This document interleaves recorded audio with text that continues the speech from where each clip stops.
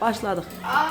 Azerbaycan, Azerbaycan, ey qəhrəmanı vadı şanlı vətənim, ey qəhrəmanı vadı şanlı vətənim, səndən ötürü qan verməyə cümlə hazırız, səndən ötürü qan tökməyə cümlə qadiriz, üç rəngli bayrağınla məsud yaşa, üç rəngli bayrağınla məsud yaşa, minlərlə can qurban oldu, sinən hərdə meydan oldu, hüququndan keçən əskər hərə bir qəhrəman oldu.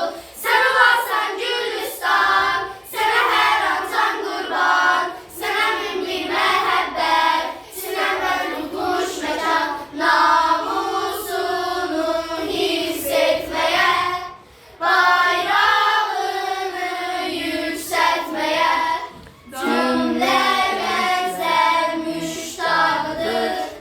Şanlı vətən, şanlı vətən, Azərbaycan, Azərbaycan, Azərbaycan, Azərbaycan.